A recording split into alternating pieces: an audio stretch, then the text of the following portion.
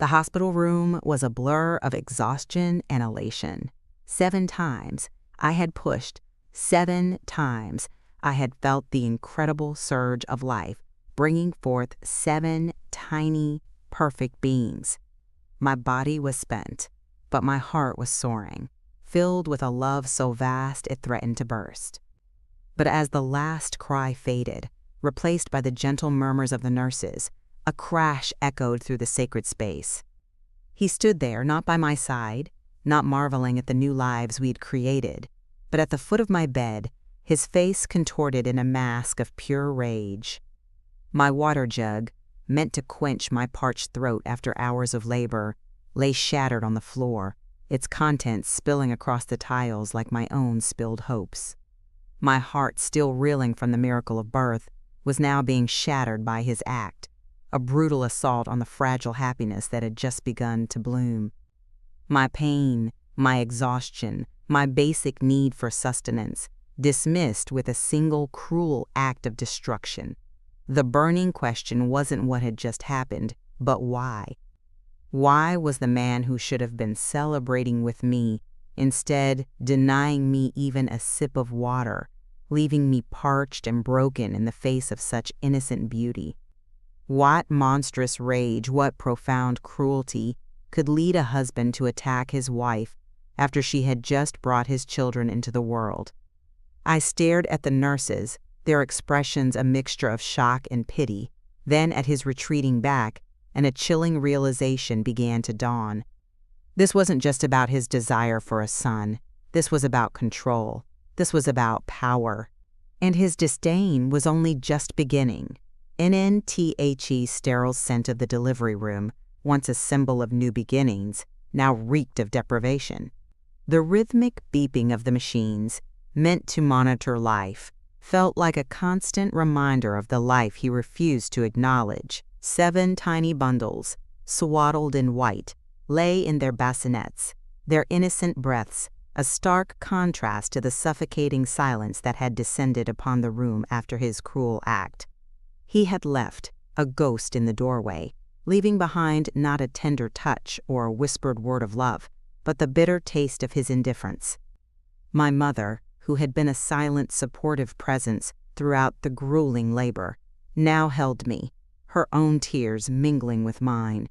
Her touch was a lifeline, pulling me back from the abyss of despair.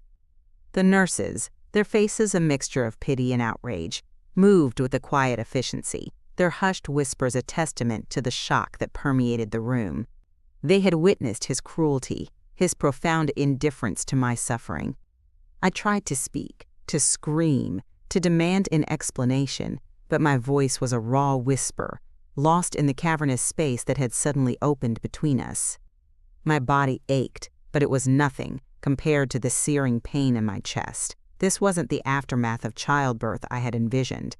There were no tender embraces, no whispered words of love, no shared awe over our new arrivals. Instead, there was this chilling tableau of destruction and disdain. I looked at my children, their tiny faces serene in sleep, oblivious to the storm that raged around them. How could he look at them, at these innocent beings, and feel such hatred? Was it because they were girls? Was that the unforgivable sin? The thought was a venomous sting, poisoning the last vestiges of my hope.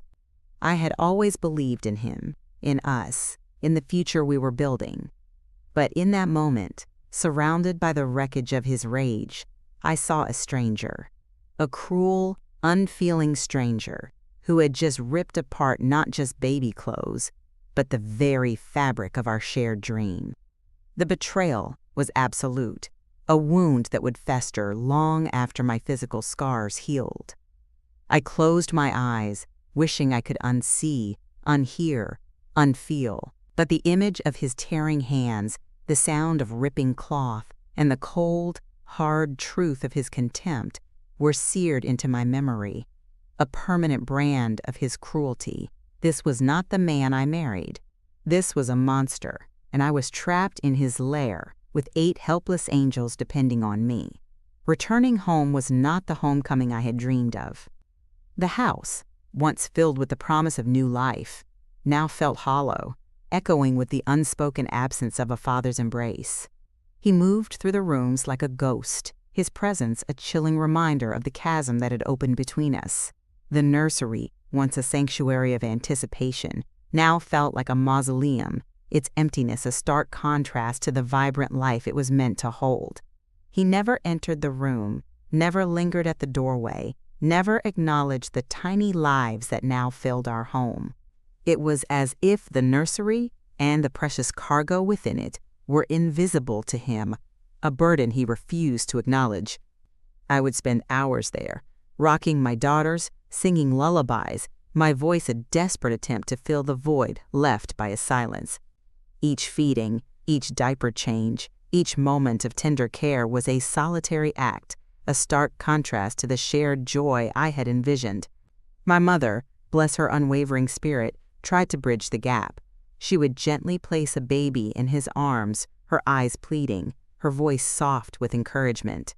But he would stiffen, his muscles rigid, his gaze fixed on some distant point beyond the child's innocent face.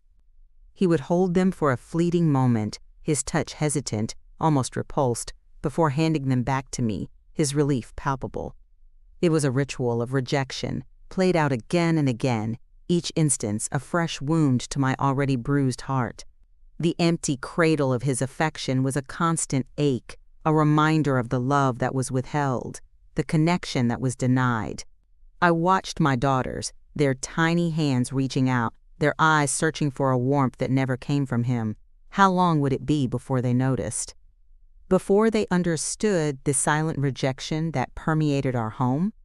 The thought was a chilling premonition, a fear that gnawed at me day and night. I had to protect them, to shield them from the pain of his indifference. But how do you shield a child from the absence of a father's love? The house, once a symbol of our shared future, now felt like a cage, and I was trapped within its walls, with 7 innocent souls depending on me. The empty cradle was not just a physical space, it was a metaphor for the emotional void that threatened to consume us all. But I would not let it. I would fill that void with my love, with my strength, with my unwavering devotion. For them, I would be both mother and father, a fortress against the cold reality of his absence. Then the world outside our home became a mirror reflecting his silent scrutiny. Every outing, every visit, every interaction was tinged with the unspoken judgment of others. Neighbors would offer sympathetic glances, their eyes lingering on my 7 daughters, then subtly shifting to him, a silent question hanging in the air. Friends would offer well-meaning advice, their words carefully chosen, avoiding any direct mention of his coldness, yet their concern was palpable. I felt like I was living under a microscope, every move, every decision, every interaction scrutinized for signs of distress, for evidence of the unspoken truth. He, meanwhile, maintained his facade of normalcy, a master of deception.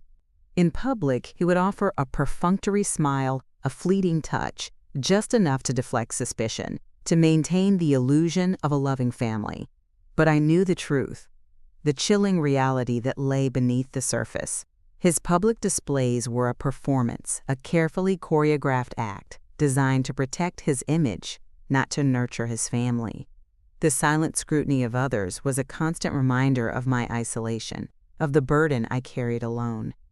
I longed to confide, to scream, to expose the truth of his cruelty, but fear held me captive, not for myself, but for my daughters. What would happen if I shattered the illusion? What further wrath would his exposed ego unleash upon us? I had seen the darkness in his eyes, the chilling indifference that bordered on cruelty. I knew instinctively that he was capable of anything. My mother, ever vigilant, tried to offer a shield, her presence a silent defiance against the unspoken judgments. She would hold my hand, her touch a silent reassurance, her eyes conveying a message of unwavering support. "Let them talk, my love," she would whisper. "Their words cannot touch your truth, but their words, their glances, their silent scrutiny chipped away at my resolve, eroding my confidence, making me question my own sanity. Was I overreacting? Was I imagining his coldness? No. The answer was a resounding no. The pain was too real, the void too vast. The silent scrutiny was a constant pressure, a weight that threatened to crush me. But as I looked at my daughters, their innocent faces trusting, their eyes filled with an unshakable love, I found a renewed strength. I would not let their judgments define me, nor would I let his cruelty break me. I would endure for them. And in my endurance, I would find my own quiet rebellion against the silent scrutiny of the world. NNTHE, silent scrutiny, once a source of shame, slowly began to transform into a catalyst for rebellion. The whispers of concern from friends and family, once a painful reminder of my isolation, now became seeds of defiance, germinating in the fertile ground of my growing anger. I started to notice the subtle acts of kindness, the quiet gestures of support that had always been there, at which I had been too consumed by my own pain to fully appreciate. A neighbor offering to babysit, a friend bringing over a home-cooked meal, a relative sending a thoughtful gift for the girls. Each act was a small affirmation, a reminder that I was not alone, that there were people who saw my struggle and cared. My mother, ever the strategist, began to subtly plant ideas, to gently push me towards action. She spoke of my rights, of the girls' rights, of the injustice of his behavior. She introduced me to stories of other women who had overcome similar struggles, their resilience, a beacon of hope in my own darkness. I started to read, to research, to educate myself about legal options, about support networks, about ways to reclaim my life. The fear was still there, a constant companion, but it was now tempered by a growing sense of empowerment. I began to see the cracks in his carefully constructed facade, the subtle signs of his insecurity, his fear of exposure. He thrived on control, on my silence, on my fear. But with each seed of rebellion that took root within me, his grip began to loosen, his power to wane. I started to speak up, subtly at first, then with increasing confidence. I would challenge his dismissive remarks, question his arbitrary rules, assert my own needs and the needs of my daughters. The change was imperceptible to him at first, a slow burn that he dismissed as postpartum hormones.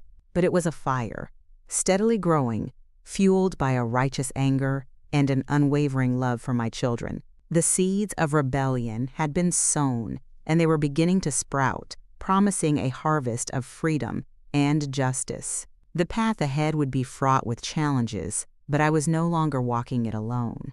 I had an army of silent supporters and a growing strength within me that would not be denied.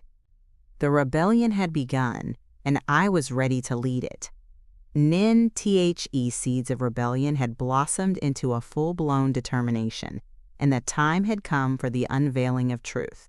The carefully constructed facade he had maintained for so long was about to crumble, exposed by the relentless light of reality.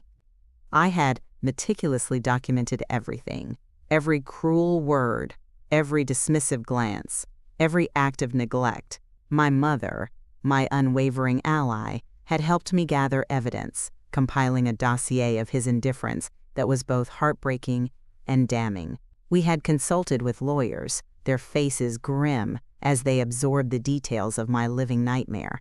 They assured me that justice, though often slow, would prevail. The fear was still a cold knot in my stomach, but it was now overshadowed by a fierce resolve. This wasn't just about me. It was about my daughters, their right to a life free from the shadow of his rejection. The day I served him with the divorce papers was a blur of emotions. His face, usually so impassive, contorted into a mask of shock and disbelief, then quickly hardened into a familiar mask of rage. He tried to intimidate me, to threaten me, to remind me of his power. But I no longer cowered. I met his gaze, my own eyes, reflecting a newfound strength, a quiet defiance that surprised even myself. The battle lines were drawn. He was the oppressor, and I, with my 7 innocent daughters, was the warrior. The legal proceedings began, a grueling process of depositions, hearings, and endless paperwork. He tried to discredit me, to paint me as an unstable, vengeful woman. He brought up old arguments, twisted my words, tried to undermine my credibility. But I held firm, my truth unwavering, my resolve unyielding. Each painful memory I recounted, each piece of evidence presented, was a step closer to freedom, a step closer to a new beginning for my daughters and me. The unveiling of truth was not just about exposing his cruelty. It was about reclaiming my voice, my dignity, my right to a life filled with love and respect. The storm was raging, but I was no longer a helpless victim.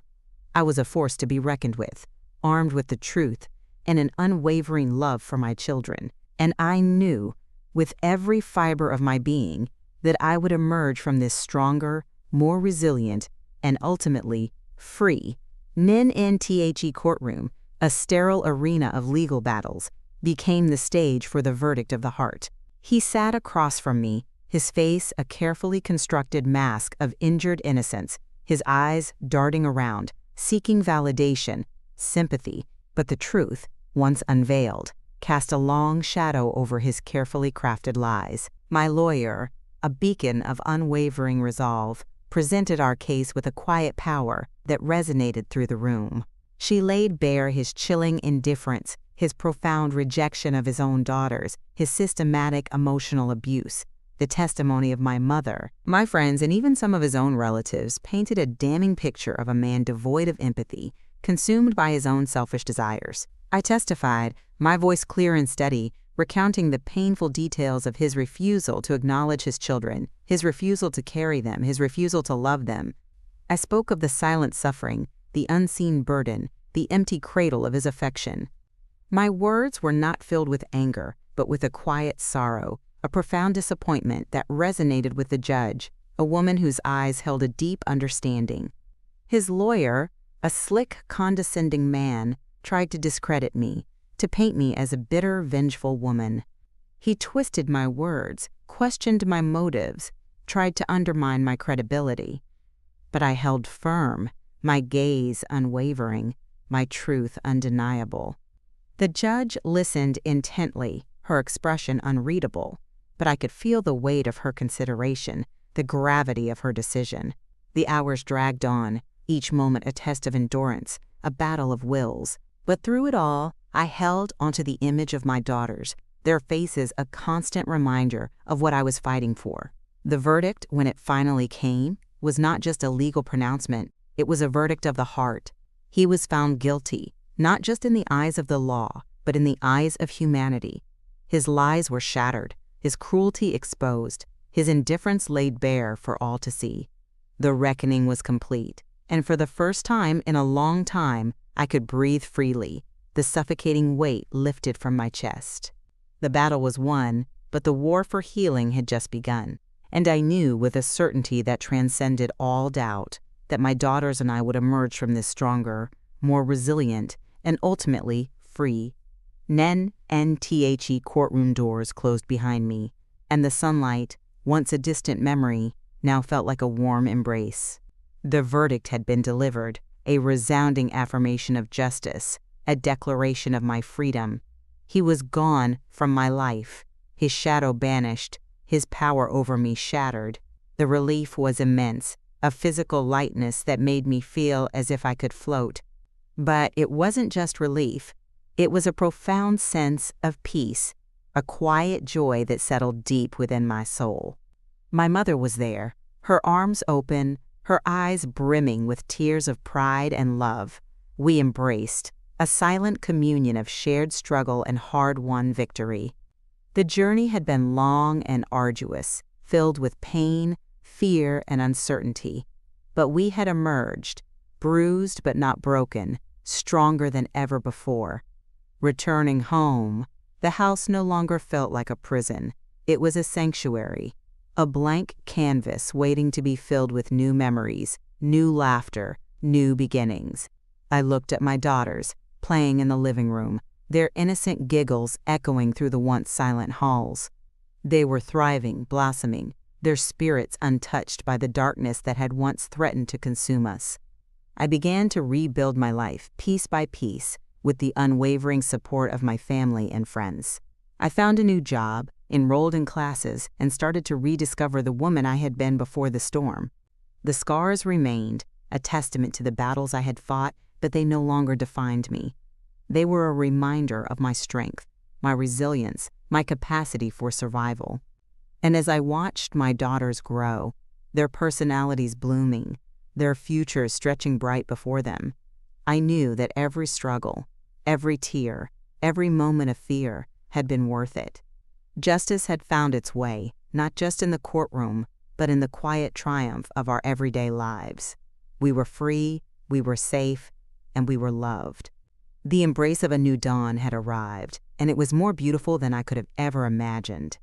My story was not one of victimhood, but of victory, a testament to the enduring power of love, resilience, and the unwavering pursuit of justice. And as I held my daughters close, I knew that our future, unburdened by the past, was finally ours to write and end.